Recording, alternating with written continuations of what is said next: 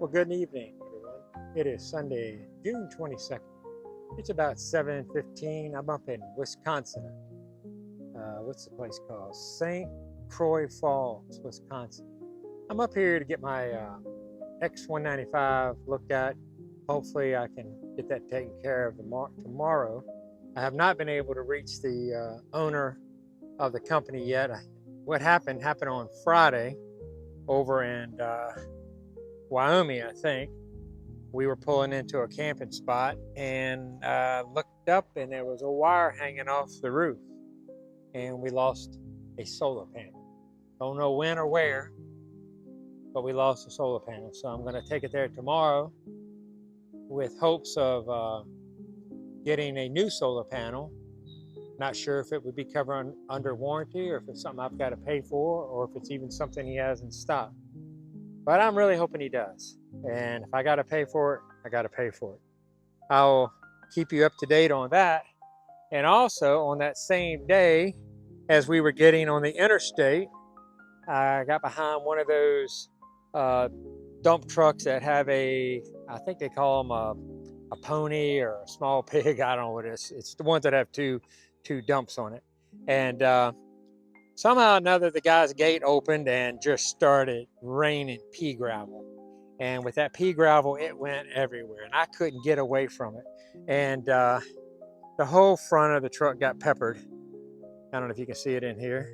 Got peppered in the hood, the windshield up there got a couple good chips in it, and a whole bunch of marks. I think the mirrors got some.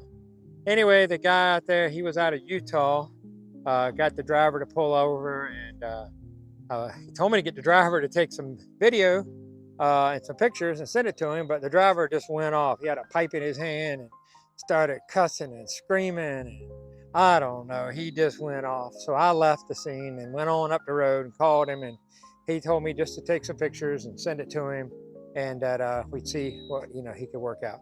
So hopefully that'll get taken care of through that individual versus me having to get involved with my insurance company and all that.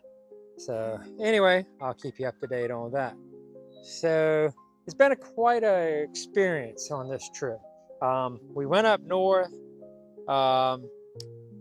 northern Idaho, and it really was cold at night. Like I said earlier, maybe in a prior video, we had over a ½ inch of ice in my dog's water bowl. So it got in, well below 30 degrees to make that kind of ice overnight. And then after that, we said, well, let's go down south. So, well, let me back up. So originally we started out in Colorado, pretty nice. Temperatures were fair, chilly at night, warm during the day. And we were pretty happy with that. But for some reason, we decided to go over to Moab, and we went to Moab, found us a spot. It was 107. Oh my goodness, it was so hot. Camper struggled to keep it cool. So we left and we said, let's go up north. So we went on up north to Idaho, Montana, and did all that. And then we saw that the temperatures were pretty decent in Flagstaff, Arizona. So we decided we would travel that way. Well, as we got going, that's when all this stuff happened. The rocks coming out of the back of the gate on the truck. Noticed that I was missing a solar panel. So then we said, well, let's back up. Let's go to Wisconsin. Now we're over in Laramie, Wyoming at that time, I think, or Montana, I think. And well, wherever Laramie is, I can't remember. So we started heading east. Oh my goodness, you talk about hot. Well, apparently the East Coast is having a heat wave. We got up to over 114 degrees in South Dakota, I think it was. So regardless, it was hot. We stopped off at we found, it was too hot to stay out in the middle of nothing with all that sun beating down on us. So we went to a small town, found a little small RV park, filled up with water, got some nice, showers, and did all that, regrouped, and got up and headed this way. So anyway, that's the story for now. And I'll let you know as soon as I know what Imperial Outdoors does about the solar panel. I've dealt with them on a couple other problems I've had, and they were, you know, pretty much Johnny on the spot, took care of it, no questions. But the camper is getting ready to be, well, to be 2 years old in January. I've had it 2 years. It's 2024. And so, you know, warranty's probably gone. I just hope the guy will help me out a little bit. If anything, just sell me the panel it costs, and maybe show me how to hook it up, because there's just wires up there. I don't know where they pulled out of the other panel, and there's several panels up there. So, you know, I guess they're chained together, and there's 3 solar controllers underneath the bed.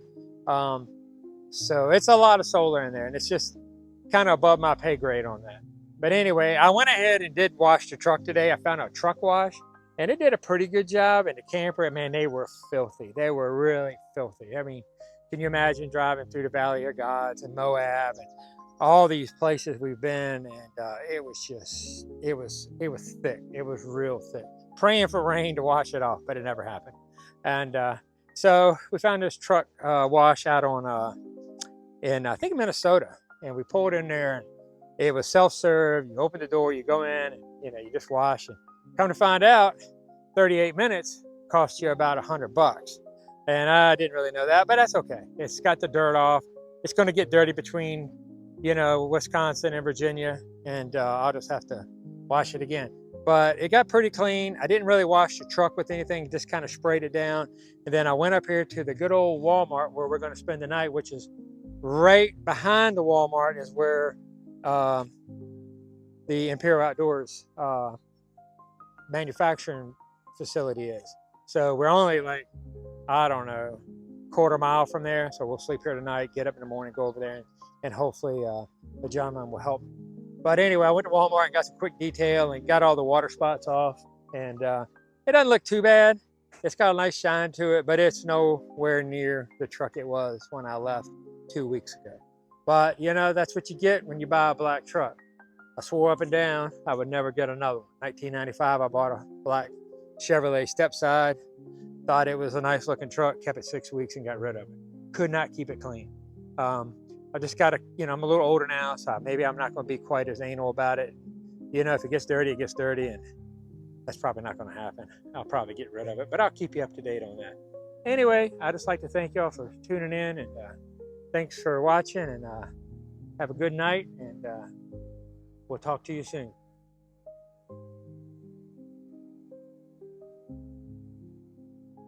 Well, good morning, everybody. Just dropped the camper off at the manufacturing facility.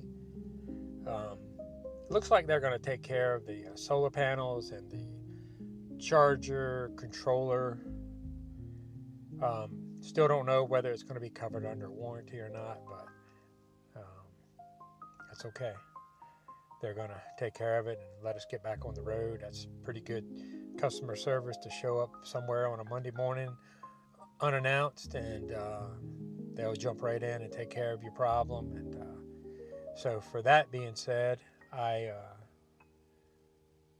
think that their customer service is A1, 5-star.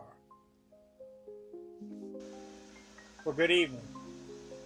Just wanted to give you a little update on what happened with the solar panels this morning. We showed up about 8 o'clock, and about 8:10 I talked to a gentleman by the name of Charlie. And I've dealt with Charlie before on the phone and through internet, or through emails, I guess.